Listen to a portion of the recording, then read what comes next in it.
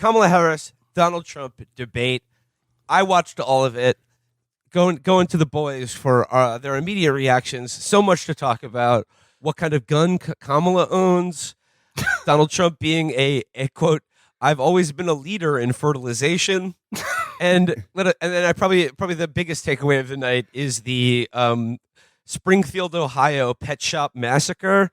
Much to discuss, but I would just say political content or morality aside, I would just like to begin by talking about what I thought was probably the crucial moment in the debate that most pundits and analysts regard as a Kamala KO.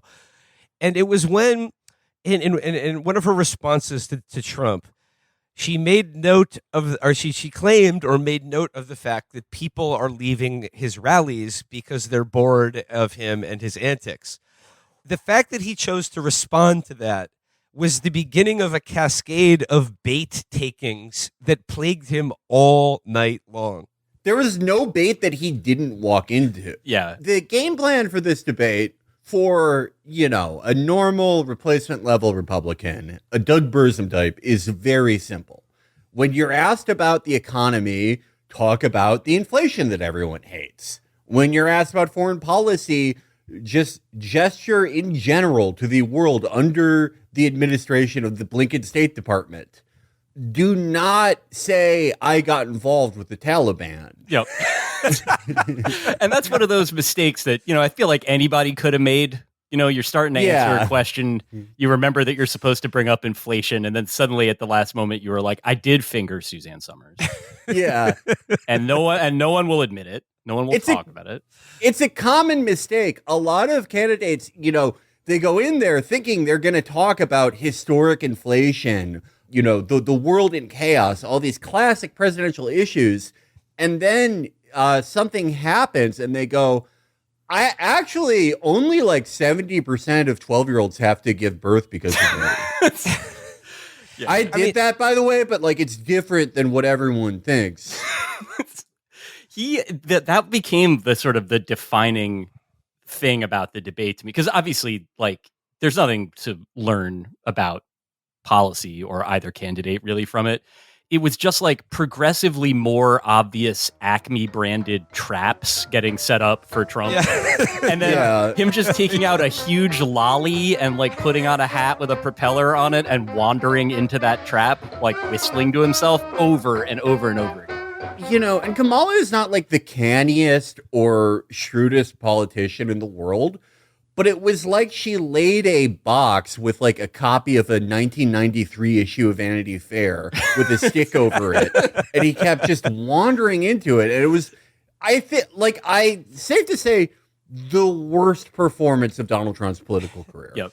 Yeah. It also was amazing that it was the worst performance of his career in exactly the ways that you would expect. He's still he's lost most debates that he's been in. The time that he debated Joe Biden during the moment of Joe Biden's medical death, I guess you'd have to say that he won that one. That was a technical knockout. That was a technical knockout in the sense you cannot be defeated by a ghost. So he never won.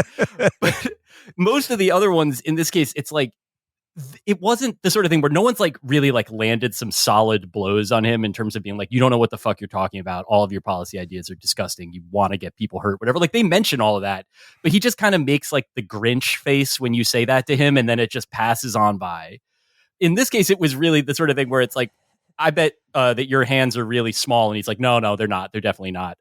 Anything, any issue that he's ever been dinged by going back 30 years, he's still mad about it, and all you need to do is mention it, and he will talk about it for a minute and a half. Yeah, it's the most jarring thing that I've taken away from it, and I have always kind of thought this, but it's really shocking to see it confirmed in such a blatant and direct way, that, Donald Trump, he was portrayed both as this electoral monster and this master of political theater, neither of which was true. People thought this, talk about a schedule of tomato cans. Yeah. Because he humiliated Marco Rubio and Hillary Clinton and Joe Biden. Yeah. And the extremely low bar you have to clear to get the better of Donald Trump somehow no one was able to meet that bar. Yeah, For years and years and years. And then there is finally, a candidate of like, we'll say you could trust her to use the oven in your house without blowing it up. And everything just works. She got Trump to take ownership of Dobbs, which everyone fucking hates. She got him to make a bizarre and flowery speech about January 6th and then said, also, I had nothing to do with it. He, like, if it had gone on longer, he would have been like bringing up things that everyone forgot about. You know, my feud with Grimace was actually not that one-sided. He said horrible things about me. Yeah, that was the part of it that I've not been the hugest fan of Kamala Harris as a senator, but I do remember seeing her questioning people in the Senate, and she's a prosecutor. She's good. Like, she's good at that anyway. Like, she's good at asking questions that elicit the answers that she wants. That's her job. And, like, it would be weirder if she was bad at it. Like, but in this case, like, she didn't even have to do any of that shit. Like, this was basically her being like, Poochie, you look like you have something else to say, do you? And then he just says it and dies on his way back to his home planet over and over and over again. Actually, the Miss Teen USA dressing room, it said adult women dressing room, and I walked in it, and many of them were 18, 19 years old, but they're certified adults. You wouldn't have known, Yeah, that was the part that I've always thought, and Dan O'Sullivan did a post about this. It was funny that, like, it would be very easy to get Trump to, like, say that he knew Beetlejuice personally. There's a lot of the things that, like, it's not hard to like, if you just, like, lay a couple of jelly beans in a row, he will follow it into a fucking jet engine. Like, he just doesn't have the ability to stop. And so at some point, if you're sort of like, like Wario endorsed me, he'll be like, Wario was my close friend, but we had a falling out over a woman, and, like, just that's how he's gonna be. Every, like, liberal fantasy of, like, I don't know, like Noam Chomsky or Bill Maher owning Bush from 2003. All those things were, like, patently ridiculous. Like, Bush was a cannier operator than people realize, certainly, even though I think that's a bit overblown. But all of the most absurd liberal webcomic fantasy of a Republican candidate, all of it is true with him. You can literally get him to do and say fucking anything. I have never seen anyone, not just unbidden. We talked a lot about, like, the traps that he walked into, but the things that he did, I think it's part of it is, like, he absorbed Joe Biden's essence by defeating him. It's like Walter White. Like Walter White with all of his adversaries. Do you remember how when they asked Biden about abortion, which should have been his number one issue, they asked him about abortion, and he's like, who can forget Ricardo Sanchez raped her family? We're trying to look into what we're going to do about that. But Trump, conversely, he mirrors that behavior. They ask him about fucking the economy, which should be his number one issue. And he goes, I've seen a lot of these kids who give birth, and they are actually having a pretty good time. But yeah, there's that.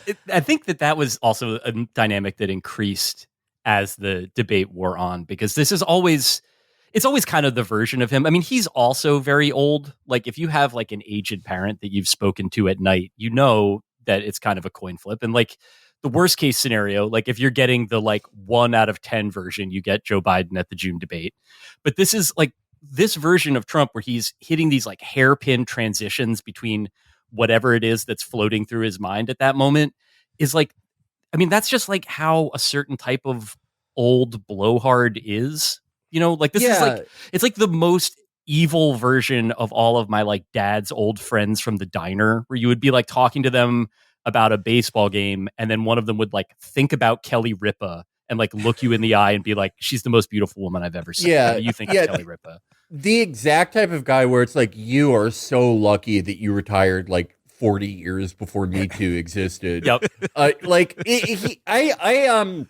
This is another thing. Like, I even noted this briefly after the Biden June debate, after, probably the worst performance in a debate by any president ever. There could be some ones that are radio and TV where like someone's eye fell out. That Yeah, we I was just going to don't say know about. But there's like, not a worse performance that doesn't involve like vomiting. yeah. But like, even during that, and like, it was hard to think about anything but the incredibly shambolic and horrific state that Biden was in. But one of my takeaways from that was like, holy shit, like Donald Trump is so diminished, he can barely take advantage of this. Yeah. Like, if he hadn't been running against Biden, that would have been one of the headlines, that he is greatly diminished from what he was even in 2018 or 2019 or 2020. It just got overshadowed by how fucked up Biden was. But like, he is an incredibly old man who, in his mind, nearly fucking died recently. And, these things don't improve. You don't get less old over time. Yeah. Yeah. That was the aspect of I feel like that's the real, to the extent that the, worm turned vibe wise when you replace Biden. It's really just, and, I don't like talk about my own shit, but like my dad is the same age as Joe Biden. And the idea of like having to depend on, first of all, on that sort of person to do anything for another 4 years is frightening and also sad. Like you just don't, once a decline like that begins, it doesn't stop happening, and it depends on what type of decline you're talking about. I would say you're definitely right that Trump appears to be on the downside of, I don't know, his like sanity years and is entering whatever is going to follow that. But I saw a lot of people saying that this was basically, as you said, Felix, like kind of the same performance he gave in the first debate, but it's the way that like, if you were playing basketball against a chair in an empty gym, like you're going to do great. Like you can win 11-0 or whatever. But this was just like, and it wasn't the sort of thing where now you got to do it against whatever, like Rudy Gobert. It's like, now you have to do it against just like, it's a bigger chair. Yeah. Like it's a couch, and it's a stalemate at this point. But I mean, like obviously the thing that the thing that is most caught on in the days after the debate is another debate about whether Haitians are stealing pets to eat them. And now the thing about this is that Trump saying they're stealing people's cats, they're stealing the dogs, and they're eating the pets is just, there's no other way to describe it. It is incredibly funny, but there is a non-zero chance that this shit gets someone killed. Yeah. And I guess my initial reaction to this is, does this current Republican Party and conservative movement, do they like cats and dogs or not? Because I feel like just a couple weeks ago, it was the J.D. Vance childless cat ladies thing. It's so awful that women are raising pets instead of focusing on having families. Well, a group of hardworking entrepreneurial immigrants moves to Ohio and decides to actually do something about the pet problem in this country. And what is it? What is it? Make up your mind. Yeah, this whole thing. I feel like Ralph Cifaretto talking to Tony. You eat fucking beef and pork by the fucking truckload. Like people that are eating the most factory farmed, Dachau cows and pork ever made. I mean, like, yeah, it is the video that's been going around by this like psycho YouTube guy who, a very interesting character. He tried to be like a Mr. Beast type, and it kind of worked out, but not as much as he would have liked. So his thing became like going to San Francisco and like everything that hits like a conservative media news cycle, like going to these places and being like, the media won't cover how fucked up this is. But all his reporting is just like asking a guy who lies, like, hey, did you see this? And the guy goes, yes. And he goes, well, there you go. Yeah. That it's driven me crazy because the Springfield, Ohio shit, I watched his video. I watched it on my own and on Hassan's stream yesterday. And it's like all his evidence for this was like he would talk to one of those 50-year-old guys who wears like a hoodie cloak, one of those hoodies that goes down to your ankles. the N1 Merlin line. Not available in any store. Only It is only available to guys like this whose job seems to be walking from one end of the sidewalk to another over the course of 4 hours. People who have like pathing like Skyrim NPCs. You can get sent a catalog, but only if you've like ever tried to plead Bengals related insanity for an automotive crime in court. Yeah. Well, People like this, and like they're saying like the most outrageous, like anyone with any sense would immediately identify these as lies. Like a guy says, I saw a Haitian load 100 cats into a van, and the the 100 cops cats stopped. in a van thing is so ridiculous. I mean, do you know what a cat is? Yeah. I just love the idea of someone of driving a car with 100 cats in it. And you're like, oh, I see a cat. Pull over for a second. You grab the cat and then open the door to the van with 100 cats in it. What do you think will happen? Herding cats is literally an expression for the hardest thing that you can do. Have you ever tried to get one cat into a car? Like, I dated a girl who had like a cat who was like pretty like well behaved, like a very good cat. But we had to like load him into, like the carrier that you put them in sometimes when you're Oh like, boy, yeah. Oh, yeah. do I know? I felt so evil. I'd like like putting him in that thing. I felt like I felt like I was like Tom Hanks in The Green Mile. I felt so awful. And that was one well-behaved cat. What do you, just 100 spare cats? You just go, hey, get in the car. And they're like, okay. Yeah. And apparently this guy heard his entire conversation with the police. And not only that, like the fucking idiot who's interviewing him is like, did this really happen? And the guy goes, I'm 50 years old. I wouldn't lie to you. And it's like, yep, no 50-year-old liars in this world. Like feels like whether it's the hoodie cloak guy or like, as best I can tell, the genesis for the idea that like, oh, police are receiving reports that Haitians are eating people's pets, they're eating people's cats. I mean, like, it seems evidently clear to me that however this game of Springfield, Ohio telephone got started, it was almost certainly someone, speaking of The Sopranos, who had a Cosette situation with their own pet, if you know what I'm talking about. Yep. He crawled under there for warmth. R.I.P. And then needed to like explain it to their girlfriend or partner, and it was just like a Haitian came in and ate it. Yeah. It's like the Charles Stewart situation playing out at a microcosmic scale. Yeah, this is, I mean, I respect that you watched that video even once all the way through. There's two just hardcore slurs in the first like 15 seconds of it. And I was like, I don't think I need to like know any more about this than I just learned. Like it is I mean, not even just a question of being like unconvincing and stuff. Like this is the bit with this. And I think this is like, you can project this broadly across the entire Trump experience. Like very stupid, very obviously false.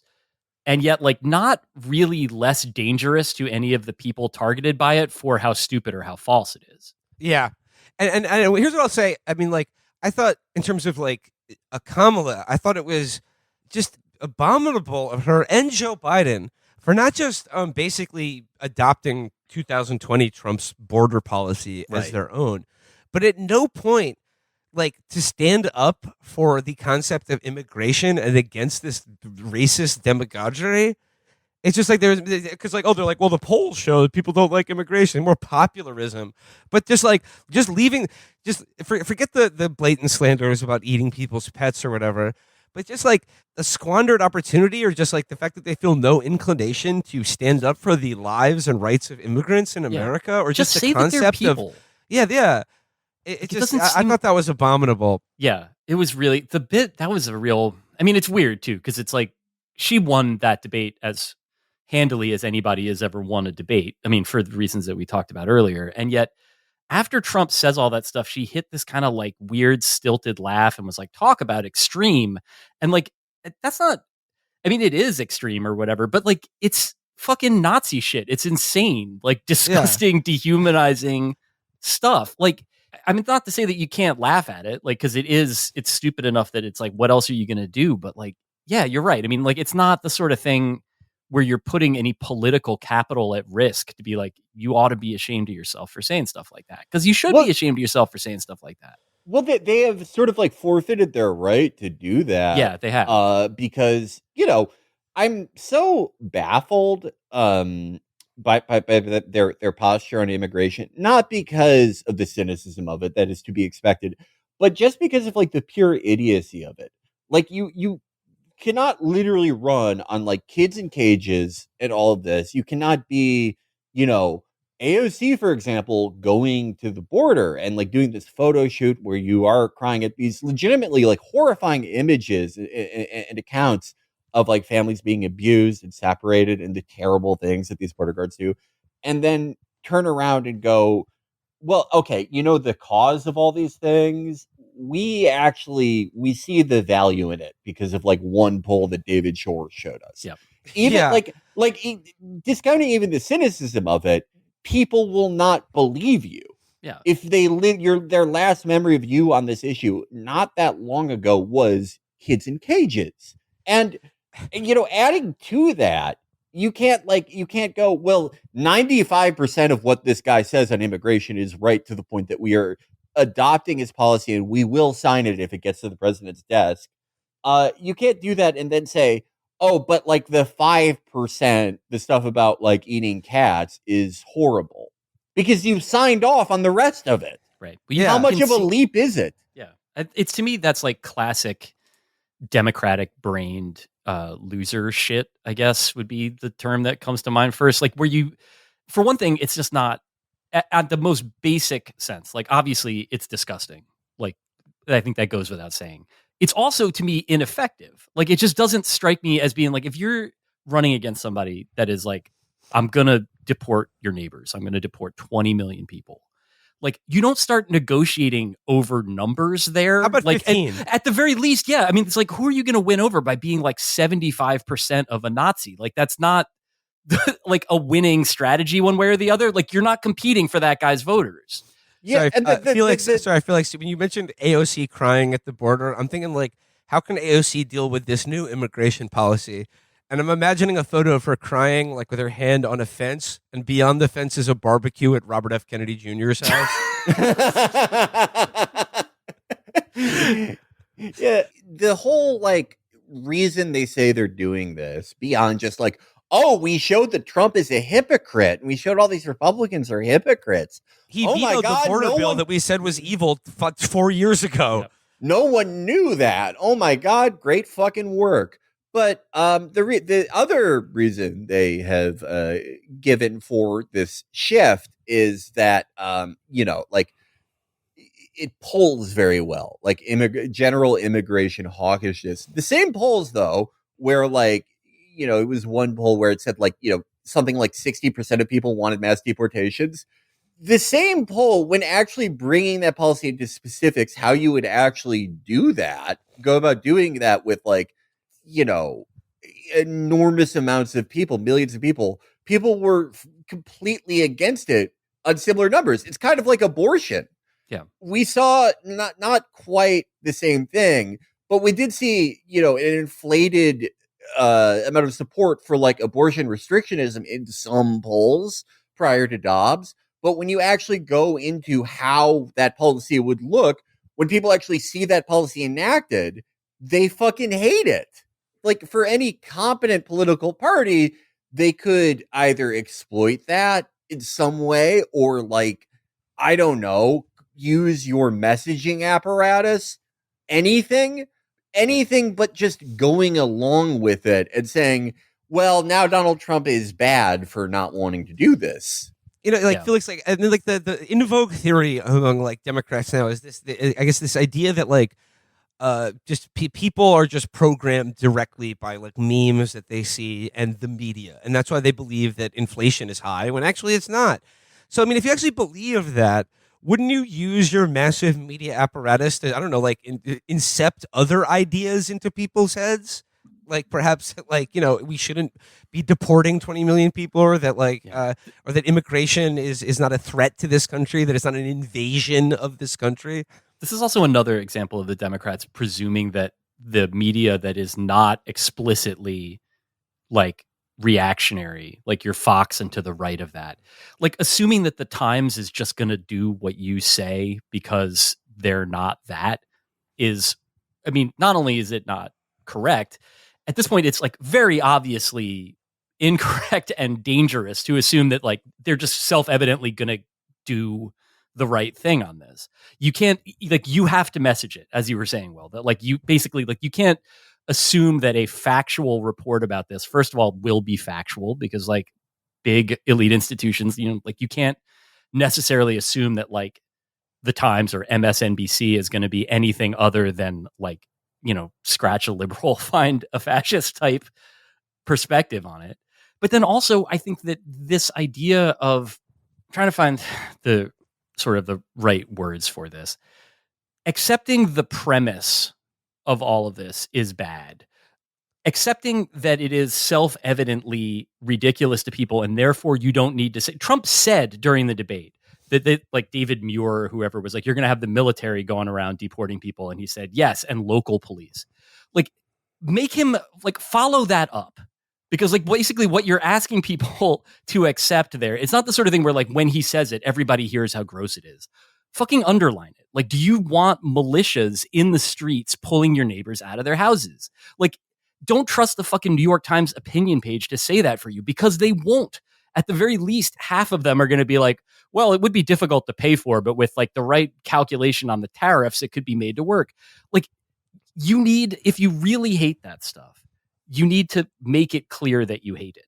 You also need to enact policies that show that you don't support it, which, as we've seen, is not necessarily a strong suit here either. But I feel like even the rhetorical bit would have done something. And I was surprised. Well, not really surprised. I was disappointed and a little grossed out that they didn't even try it. Yeah, David, to that point about just the general democratic posture towards the media as of late, that has frustrated me immeasurably, because we saw it in the aftermath of the Kamala CNN hit, and just generally, it's been a sign that like none of the fucking losers that surrounded Biden and were lying their asses off for years and years and years about how mentally competent he was, it's a sign that they're still here because they had the same ridiculous attitude that like the media is out to get them. And it's like, is CNN or any of these places cynical operations that care first and foremost about profit? Yeah, absolutely. But it falls flat to me, because if you have been saying this for like 8 fucking years now, as the Democrats have, that the media is out to get them, well, at some point you have to do something besides complain about it. Right. You have this entire fucking party. You have millions upon millions of dollars in donor funds. You have all this institutional strength.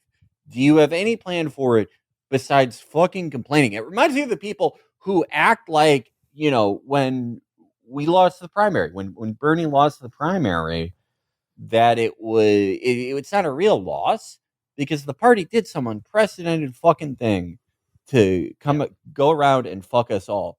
Well, sure, they did, but isn't it an indictment on the Sanders campaign that they weren't prepared for that? Yep. Mm-hmm. Yeah. I mean, I think that's the bit that like, it's always been the most crazy making aspect of how Democrats have responded to Trump, because I don't think that there's really anything that you could say about him that is too dramatic for me. Like, I do think that like as cheesy as it is to keep hearing it over and over again, like, he is a threat to the idea of the future of like democracy as it functions now. Obviously, it's not functioning very well. It's not the sort of thing where he didn't come out of nowhere.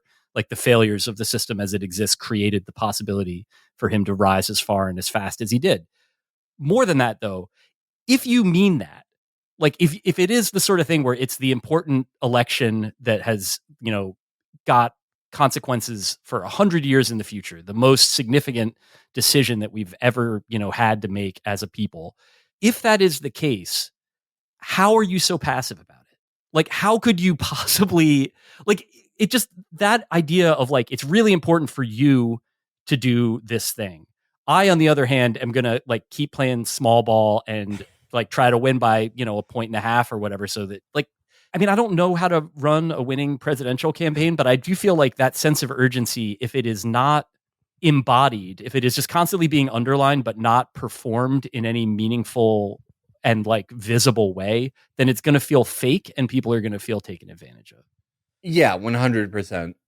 To speak about another moment that I think touches on this in terms of like how cavalier they're being with supposedly the most important election of our lifetimes, was probably Kamala's worst moment in the debate, which is like, coming from me saying this is not exactly surprising.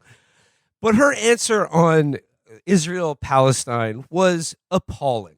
It was appalling because she just like had an opportunity to make, as I don't expect much from her, even another one of these like meaningless symbolic slight like tacking slightly away from Joe Biden, one of Joe Biden's most unpopular policies, overall, but crucially terminally unpopular among young people if you're hoping on counting on their votes. Even if it's cynical, it's unpopular in states you need to win. It's unpopular in Yes. demos you need to win. Like, And like the fact that he won't even do us the courtesy of lying to us was, astonishing to me.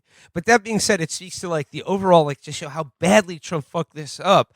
Is that I was like, okay, like what's Trump's reply to that? And the thing is, it's interesting in both the last debate and this debate. I think it's clear that he and his people know that the less you talk about this, the better, because I think they know how unpopular it is. But what did he do immediately? The first thing he said in response to her answer was, first of all, she hates Israel. She hates Israel. She's lying about this. She hates Israel and she wants to destroy it. And I'm like, fucking great. Well, you just let her off the hook there, doing her work for her. Yeah. Just like actually, I agree with everything Mrs. Harris just said.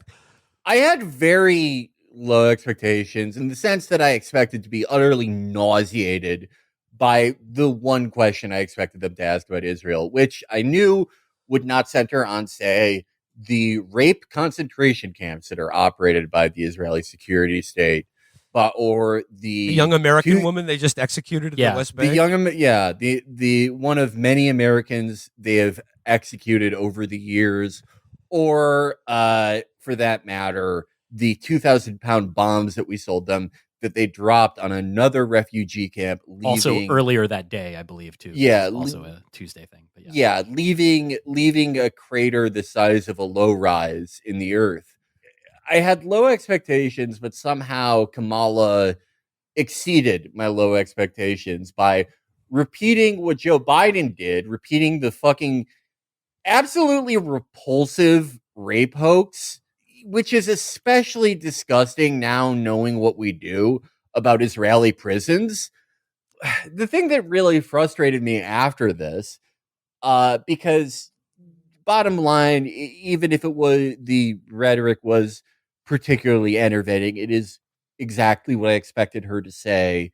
In essence, it was from people who, the left liberal side of media, like Mehdi Hassan. He posted a clip of Josh Shapiro in a press scrum after this, where Shapiro goes, I thought her answer was great. She said that Israel has a right to defend itself, but that Palestinians need to have rights and safety while also disavowing violence against Israel. And the sentiment among a lot of these people who are cognizant of how awful all of this is, but nonetheless are so enthusiastic about voting for Harris that they are looking for any chance that they can get to point out her supposed divergence from Biden. Hassan posted that clip and said, "I'm so glad he's not the VP pick and it's Waltz." Why are you fucking glad? He just said exactly what Harris said, which is exactly what fucking Biden said. What is the fucking difference? What is the fucking difference here? I feel like this runs all through the experience. I didn't watch the previous debate. I think I hadn't really watched the debates between Biden and Trump either. Like I had sort of, and I don't know, if it's gotten worse or my tolerance for it has kind of atrophied somewhat. But that is a good example of this, like sort of like that analysis as being like extremely savvy and extremely dumb at the same time. And I think that that's like most of what you saw in the debate. Like it's incredible to me that, especially, someone who remembers watching these from like, whatever, 2000 or something like that, the debates are shaped the same. That it is still the sort of thing where like a question about climate change is part of the like speed run bit at the end where it's like 30 seconds. Say something nice about your opponent. Just one thing though, be fast. And then also, what are you going to do about climate change if you have the time for that? And like still fucking doing it 20 odd years later. And in this case, this is like that, the way that those questions are asked. I mean, like, especially too, that there's been this kind of like weird canard about like, we want to see more policies from the Harris campaign. It's like, probably you don't, because you never write about policy and you don't talk about it. Also, like, you're probably not going to like the policies anyway, but they're not important. That's not what this election is about. It's not what politics right now is about, sadly, or not sadly. It's just, that's how it is. The thing with this, though, is that, like, if you're having people talk about a political, like a binary political choice for 90 minutes on TV, and you can't talk about policy because you don't know anything about it or you don't care about it, the types of questions that you wind up asking are perverse, which is what we got here. That, like, a question about what is happening to people in Gaza is not a hard thing to ask. And I think that it's clear, too, you don't even have to look at polls. Like, people care about this in a way and for reasons that are very, very obvious, very human sort of reasons. And to somehow ask, first of all, just one question about it, but then to ask one question about it that is basically like, will you say the words that we want you to say in the proper order, in an intonation that we find convincing? And that's the sum of it, is infuriating. It's infuriating even if you don't care about this issue and if you don't care about what's happening to those people, because it's just like, it's a game of, like, reflecting television back at television and then television telling you how you did. But if you do care about it, it's insulting in the extreme. I mean, it is just the sort of thing where it's like, none of the stuff that matters about this has even registered to you. This thing's been going on for a fucking year now. Yeah, I have said that in a lot of ways, the general consensus among the American people that it has been a monumental shift in how people talk about, how people think about Palestine and Israel since, like, even the Obama administration. And I always, like, try to remind younger people of this, how insane any of this was in, like, 2001 and 2002, how horrible the climate was, both on, like, Israel and just American foreign policy in general. Yeah. How just the unbridled fascism in the body politic.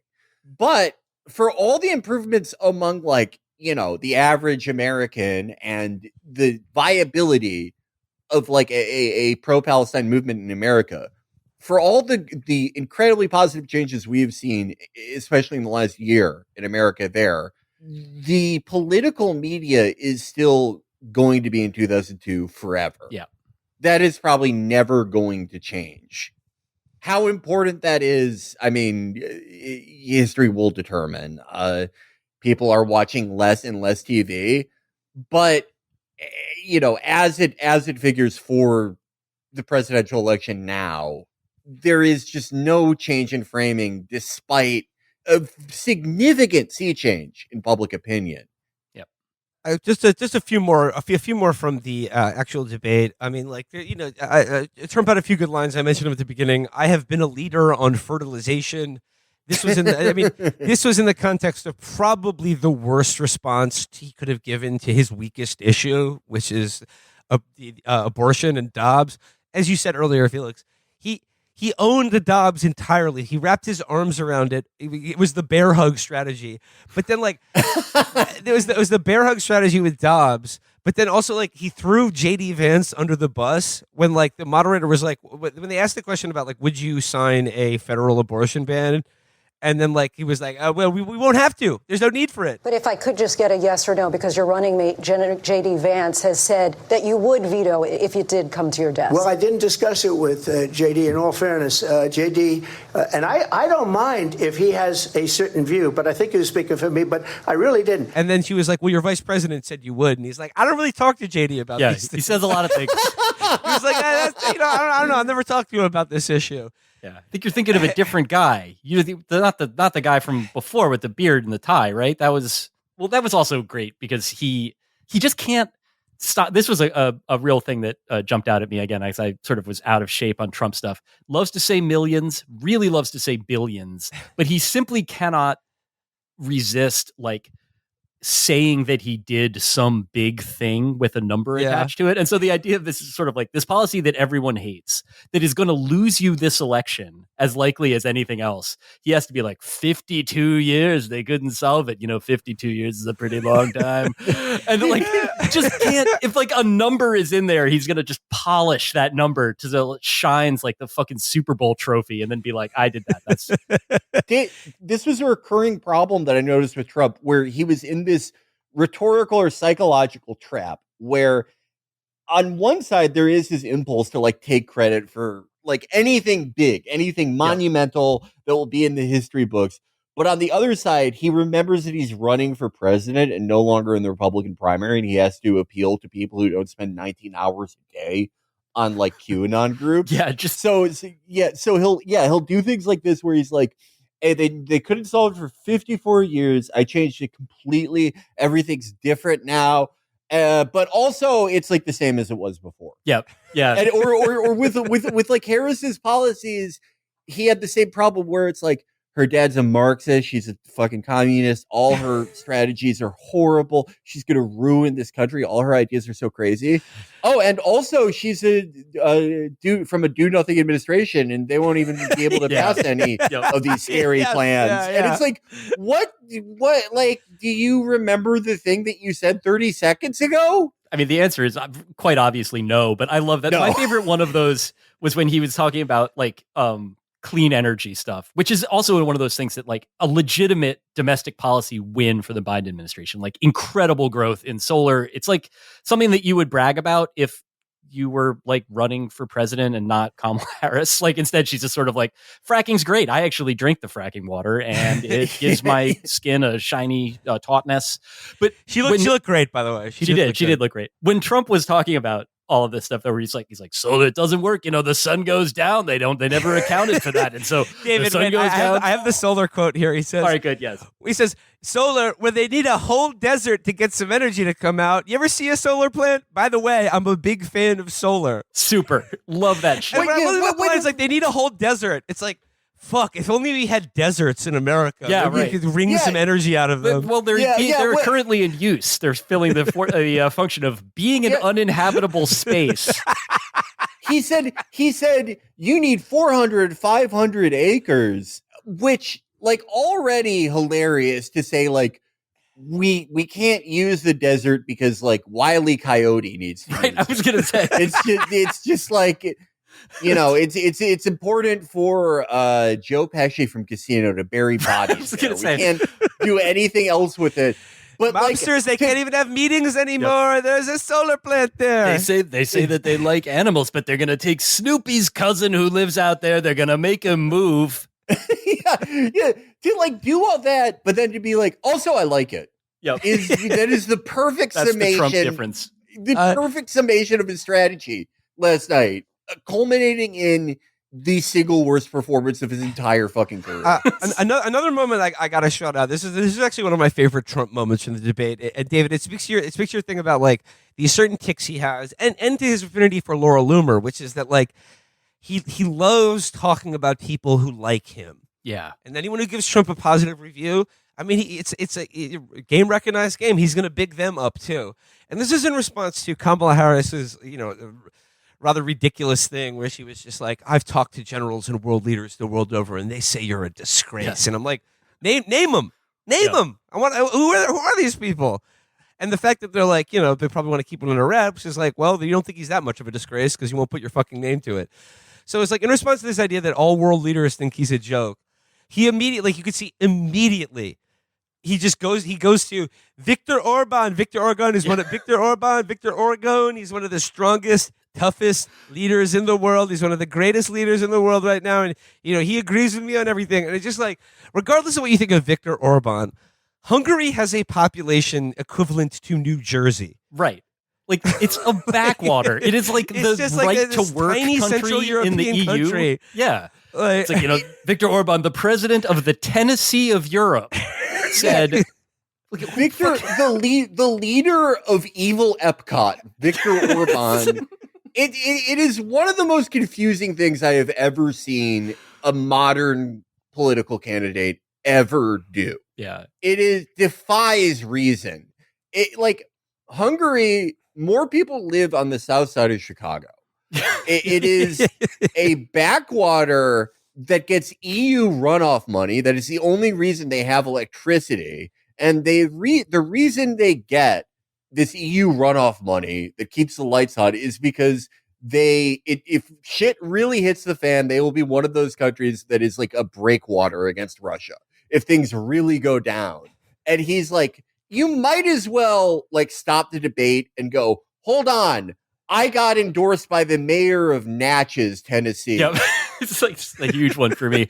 I do like the idea of Rod Dreher watching this debate and being like, I wasn't sure about it. But then there was one moment that I really liked.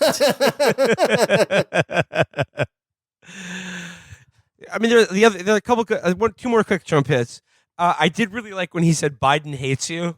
First of all, I know Biden hates her. And once again, it's like, do you realize that how good that is for Kamala to hear her, to have her opponent at a nationally televised debate say, yeah, that guy everyone also hates, he hates her. Right. Do you remember the mummy that I yelled at last time? Well, he thinks that your hair looks bad. He did the Steven Seagal, your family hates. Your family hates you, sucker. Yeah, just like he probably had like hours. They were drilling for hours. They were like tired of Biden. Everyone hates Biden. Tired of Biden. He's like, Biden won't even talk to her. Yep. Like, and I talked to Joe, and I'm a fan of Biden. I like it. Yeah, I'm voting for him. I'm personally going to vote for him. And then I guess like finally, this one is, I have no idea what the context for this was, but it was his comment that they're doing gender reassignment surgery to illegal immigrants in prison. I don't know. Oh my God. I don't know what the context of that, what he was responding to, but it was like, I thought your whole thing was that we should incarcerate illegal immigrants, and wouldn't, on top of that, giving them gender reassignment surgery kind of be like cool to you? I mean, I don't know. Like, what is this bad or good? I don't really know. I would bet money that you can find an interview he did in like 2012 where he's like, I think we should give them bottom surgery so they don't come back. like some conservative, like on Lou Dobbs, he said that. But yeah, this one was baffling. I have no idea where he got this one. I usually have like a pretty good finger on the pulse for things that are conservative media. I wouldn't say I like watching conservative media, but I don't value my own time. But this was unrecognizable to me. I was talking about it with someone last night, while I was watching it on Twitter, and someone replied to me and said, that's actually happening, and then blocked me. So that really sums up that line of messaging. Yeah. Also, like, that's a very new Twitter interaction. Just Okay, like, wait. I think I get it. If he is implying that the illegal immigrants that commit crimes and that get sent to American prisons get there and then request gender they request gender reassignment surgery and we're giving it to them, that's bad. But if we were just doing it to them to like punish members of MS-13 by giving them a set of tits, then that's good. I know. I really, this was why you have to get the Criterion of American Me. They deleted this scene. we need you. Little Puppet is now Little Puppet. Yeah. Little Puppet, we need you to go in and take hormones so you can make a really good electronica album. We need you, Little Puppet. We need someone in the gang who knows a lot about Bloodborne lore.